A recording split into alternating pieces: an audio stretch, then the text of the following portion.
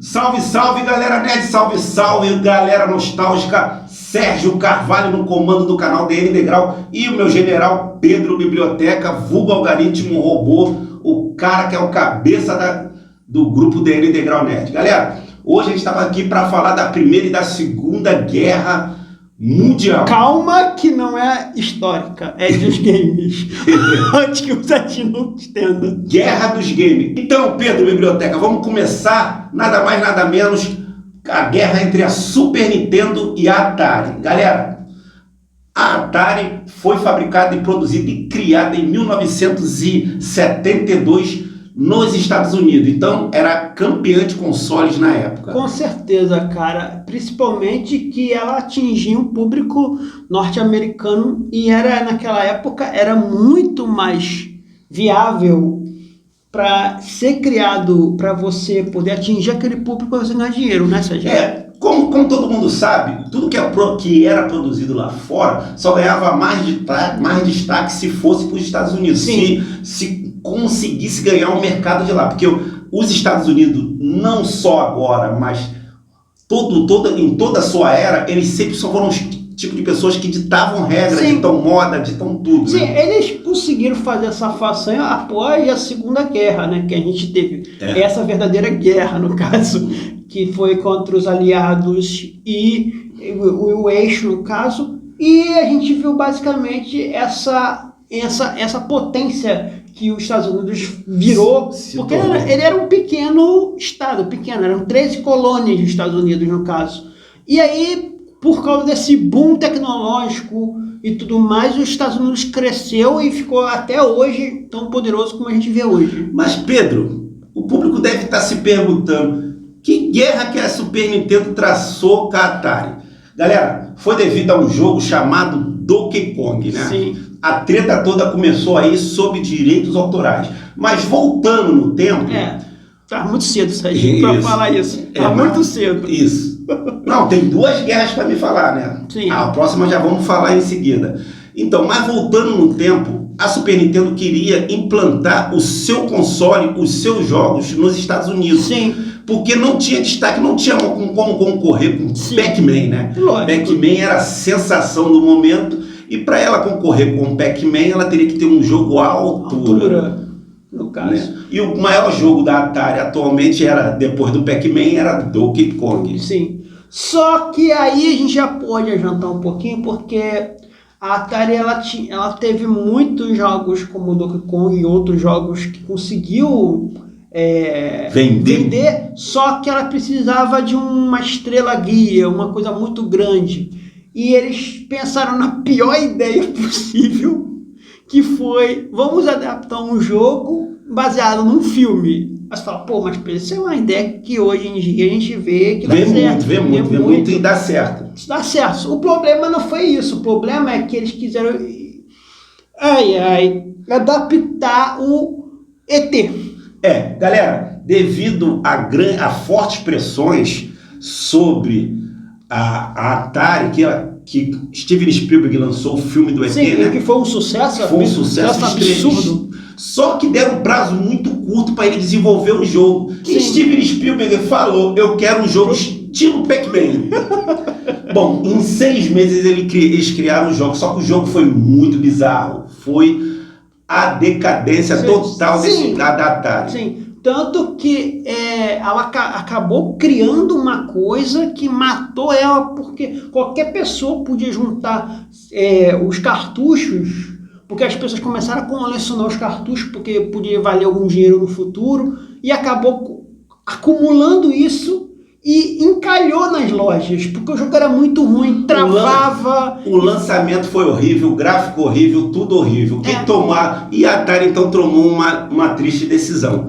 Jogar tudo num aterro sanitário. Sim. Existe até documentários escavações que encontraram até cartuchos intactos do Atari. E galera, eu que trabalho com colecionismo, vendo em feira coisas colecionáveis e também sou muito nostálgico, hoje em dia eu nunca vi, eu gostaria de ver, mas eu nunca vi um cartucho do ET.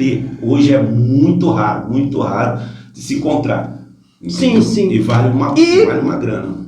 Desse jeito, matou a Atari. Hoje em dia é só para os nostálgicos ou para os colecionadores como o Serginho e outros. Mas antes da Atari morrer por causa desse jogo, a Super Nintendo queria entrar no mercado americano. Como ela ia entrar? Lançou o jogo Donkey Kong, né? Uhum. O Donkey Kong, Donkey Kong era o primogênito da Super Nintendo, né? Era a menina dos olhos de ouro, vamos falar assim. Antes do Bigodudo.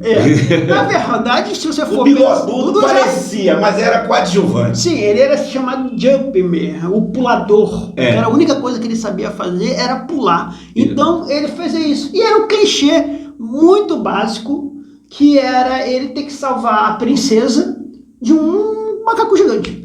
Então, para resumir essa grande guerra, galera, eu vou falar para você. A Atari não conseguiu ganhar essa guerra judicial. Ela contratou um advogado e esse advogado viajou para o Japão. Chegando no Japão, ele encontrou lava-jato Donkey Kong, supermercado Donkey Kong, estacionamento Donkey Kong. Então viu que os japoneses eles já tinham Kong criado na sua... Eles já tinham o Kong como referência na sua terra. Sim. Então não foi interesse deles plagiar o jogo da Atari. Então o juiz lá e o advogado... Como é o nome do advogado mesmo? Cara, o nome do advogado, incrível que... Eu não vou falar porque ele conseguiu ganhar provando isso. E o jeito mais simples, que eu acho incrível isso, na minha opinião, se Nintendo ou alguém quiser homenagear meu nome, pode fazer. Que foi... dar o nome do personagem Kirby pro nome dele. Entendeu? O sobrenome dele é Kirby, no caso. Isso, o advogado carrega o nome Kirby e foi homenageado com um jogo muito famoso, que o meu editor vai estar mostrando aí na hora, para vocês se relembrar, e ganhou. Mas cai para nós. Plagiou a Atari, sim, com certeza. O jogo era muito assim, semelhante. Não, mas na minha opinião. Entendeu? Eu acho que não, sabe por que, Serginho? Porque o King Kong já era muito famoso. King Kong, gente, ele já teve filme muito antigo em preto e branco, em stop motion, bem lento, assim, é bem legal o filme, na verdade.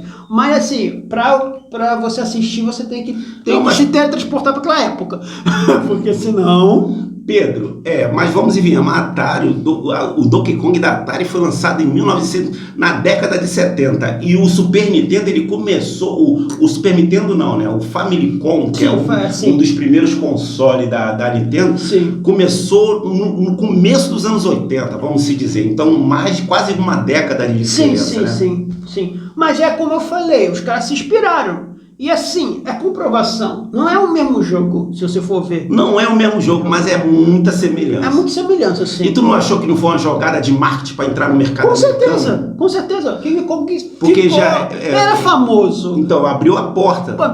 E de uma certa forma, então, plagiou, vamos dizer. Não venceu judicialmente, a Atari não conseguiu vencer a Nintendo judicialmente, mas a minha opinião que... Sim. Ou referenciou... Sim, ele hoje em dia seria referência, naquela podia ser uma cópia mesmo. Então, galera, no começo dos anos 80 até a década de 90 começaram outra guerra. O Super Nintendo ele criou o Mario Bros. Na verdade, o Bigodudo, né? Começou no NES. Sim. E depois ele se atualizou para o Super Nintendo, que foi um dos jogos mais jogados. Mas antes de você falar isso, Serginho, a gente teve a produção como o Nintendo Famicom, né? O Nintendo para família. Isso. E com isso eles queriam trazer o Mario para os Estados Unidos para ter essa renda, né? Capital. Isso. Então o que eles fizeram? Eles modificaram esse Nintendo Famicom, no caso, isso, um modo mais americanizado de você ver. Inspirado em carros. Isso. E trouxe para cá, mas eles precisavam de um ícone, né? O americano adora essa coisa de ícones super-heróicos, ícones de cinema, essas coisas. E então eles conseguiram criar esse personagem antigo que eles já tinham, que era o Jumpman, mas eles mudaram para Mario, no caso. E trouxeram ele para cá para fazer isso. O Mario foi literalmente uma explosão. Foi mesmo. Vendeu a rodo e fez que a Nintendo, nesse período de tempo, dominasse quase 70% do mercado de jogos. que também não era um mercado tão disputado, porque não tinha muita gente. Não né? tinha tanta concorrência. Né? E com isso a gente teve o nascimento de que, Serginho? De uma grande empresa que já existia, né? Mas existia no Japão e não tinha força ainda para entrar nos Estados Unidos. Sim, que era a SEGA. A SEGA, isso aí. A SEGA. A SEGA, ela começou, ela queria vir para atingir o Japão, aqui nos Estados Unidos. E deixa eu falar, só contar um princípio dessa história. Tom Kalinske. Quem é Tom Kalinske? Tom Kalinske era um cara que era um dos CEO lá da Mattel. Sim. Que ele foi o desenvolvedor e um dos criadores dos bonecos Mattel, inclusive o He-Man.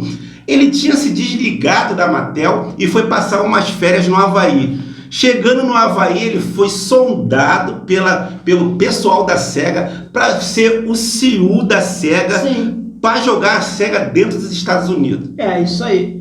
E quando ele consegue fazer isso, ele fala até que a gente até fala isso no documentário, se vocês quiserem assistir, né, Serginho? Isso. A gente vai deixar a descrição aqui do documentário, que ele, literalmente, esse documentário também tem na Netflix, então vocês podem achar, que ele falou que ele se impressionou com 8 bits. Com 16 bits, desculpe, gente. O primeiro console da SEGA foi o Genesis 16 bits. Isso já desbancava por si a Nintendo, né? Porque o Famicom e o Nintendinho eram 8 bits na época. 8 bits na época. Então a SEGA ela já veio com 16 bits. Já nasceu o Genesis, foi um dos primeiros consoles. Sim. Já veio nascendo com 16 bits, com uma tecnologia superior. Só que para quebrar Mario Bros e companhia, tinha que ter um ícone. E quem foi escolhido para ser o ícone, que foi criado e desenvolvido? O Sonic. O Sonic, galera. Então, como a gente viu isso, basicamente, ele criou um plano, cara, para acabar com a Nintendo, no caso. Acabar e bater de frente mesmo. Ele declarou guerra, ele sabia disso. Então, o que ele fez? Ele começou a criar um plano. Para começar, ele criou esse ícone que foi o Sonic. O primeiro ícone do plano dele, que ele dividiu em várias etapas, primeiro foi baixar o preço do console. Sim. Que o Genesis ele já chegaria muito mais barato do que o Nintendinho. Sim, isso já é um bom para os pais, para o bolso, né? É isso aí. A segunda estratégia era montar um ícone para pegar outro público, já tendo em vista que a Nintendo, ela tinha um público infantil todo na mão dela. Sim, porque a Nintendo até hoje, o público dela é infantil. O maior público da Nintendo é infantil. Então, o que a SEGA pensou na sua linha de raciocínio? Já temos o personagem, baixamos o preço do console. Sim. Então, a gente vai atirar o alvo no mercado dos adolescentes. Por quê? Porque se você conquistar o irmão mais velho, e normalmente na vida isso acontece muito. Eu já quebrei muito a minha cara seguindo meus irmãos mais velhos. Caí do segundo andar, me afoguei, porque tudo que eles faziam eu queria fazer. Então isso tem muito fundamento, Pedro. O que acontece? Eles atiraram no alvo o adolescente. Pode ver que o Sonic é de rock, né? Sim. É o rebelde. O adolescente. E se você olhar o estilo do Sonic, ele carrega luva e um sapatinho All-Star. Sim. Referenciando a quem? Sim, é o Michael Jackson. O Michael Jackson. O verdadeiro rei do pop, do rock, de tudo, pra mim. Pra sempre. Ninguém vai bater. Ninguém vai bater. Então, mirando no público adolescente, ela ganhou o mercado, mas não foi uma barreira fácil. Sim. Desde 80 até os meados dos anos 90, a Nintendo dominava muito. E o que eles fizeram? Além de trazer toda essa coisa que o Serginho foi, eles fizeram também várias competições, na verdade. A competição, como eles chamavam, Red Rock, que eram em três períodos, né? Você tinha o Red Rock na época, ela ia ser transmitida pela MTV, que era literalmente a líder. Não só a líder, mas era o canal pop adolescente da época.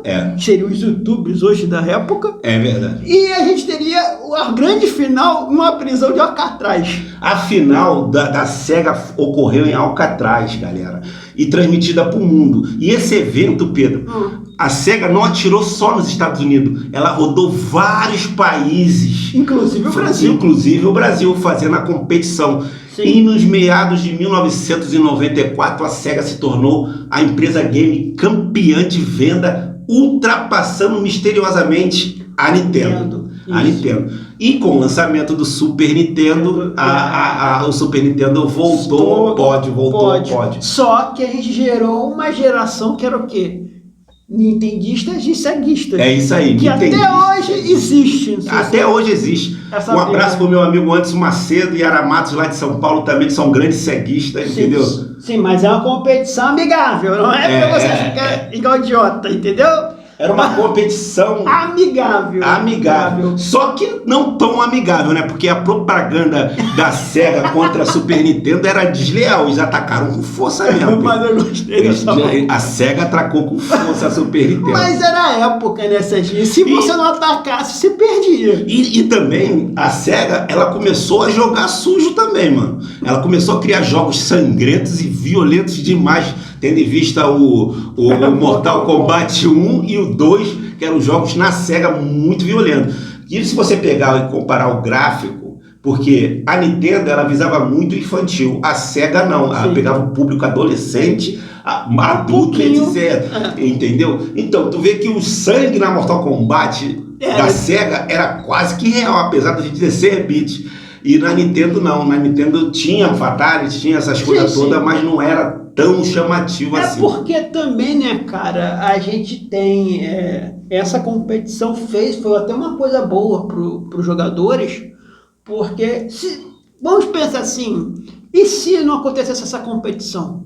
Provavelmente não teria hoje em dia jogos mais adultos, com temáticas diferentes, com outros tipos. A gente teria só os jogos padrão talvez da Nintendo, super mega infantil, e os jogos a gente não geraria isso, entendeu? Então, na época que só tinha o NES, que o NES é 8 bits, todo mundo sabe disso, né? O Nintendinho, na época que tinha só o NES, o que fez a Sega atropelar o NES foi o fator preço e foi o fator também que eles implantaram uma nova linha de jogos, que foi os esportes. Sim. A EA, que começou a fazer jogos para computador, queria um videogame que suportasse um gráfico melhor. E como o Mega Drive saiu na frente com mais bits de imagem, então a EA lançou um jogo de futebol americano pro Sega Genesis, né? O nosso famoso Mega Drive. Na época era Sega Genesis, né? Depois a gente conta uma história por que de Genesis virou Mega Drive. Isso mais para frente a gente conta.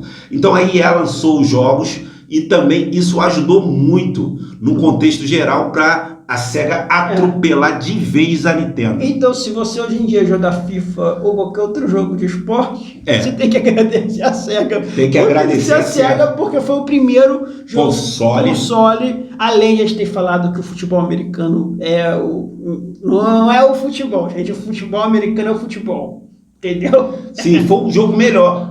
Mas o telejogo e o Atari já tinha jogo de esporte. Tinha sim, galera, mas era 2 pauzinhos. O que trouxe mais realismo para os jogos foi o Genesis, foi a Sega. Quando você faz um produto atingindo um público maior, você tem que trazer um pouco mais de realismo. A criança não. Tanto que o Mario é muito mais alocado que a gente vê, né? Porque ele mata tartaruga, faz essas coisas. Mas quando é um público mais adolescente, um pouco mais para cima, mais adulto, você tem que trazer um pouco de mais de realidade. Senão a cabeça não interfere. Então a gente tem que agradecer a EA porque... É por isso que eu falei. E a Nintendo também, agradecer a EA por ter ajudado a botar ela no topo de vendas. Sim. Infelizmente, a Sega foi uma franquia que investiu pesado em outros tipos de console e não deu certo, né? Sim, acontece. Que veio o Sega Saturno, veio o Dreamcast, que infelizmente não... Mas, cara, eu vou ser sincero, eu até gosto disso porque você fica preso naquilo. Até aqui no nosso próprio canal posso até fazer isso. A gente investe em certas maluquices que a gente não segue o padrão, literalmente. Talvez a gente tivesse seguido o padrão, também teria melhor. É verdade. Mas a gente é o nosso jeito, entendeu? É o nosso jeito de trazer as informações para você, galera. Isso aí. Então, galera, se vocês gostaram do vídeo de hoje, se inscrevam no canal, dá aquele like, joinha e compartilhe com seus amigos aí, dá aquela força pro canal que tá crescendo aos poucos. Sim, com certeza. Um dia a gente vai chegar lá. No canal também, vai estrear vários quadros novos. Estamos também com o Liga Z aí, que já lançou o 2º episódio. Já lançamos o 2º episódio, pode assistir. você já pode ir lá correr, assistir. Pega a mala e pula pela janela. Slade vai em direção a ele. Eles começam a ter uma disputa de luta entre eles dois, mas Batman consegue neutralizar Slade.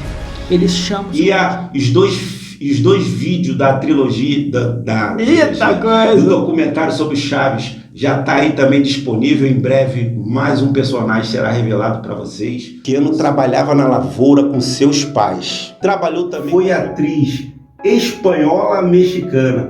Isso, galera. Ela nasceu na sua origem. E é isso aí, galera. Mais algumas colocações finais, Pedro? Não, Serginho. Só fale uma coisa. Aproveite a vida, joga videogame e curta. É isso aí. Valeu.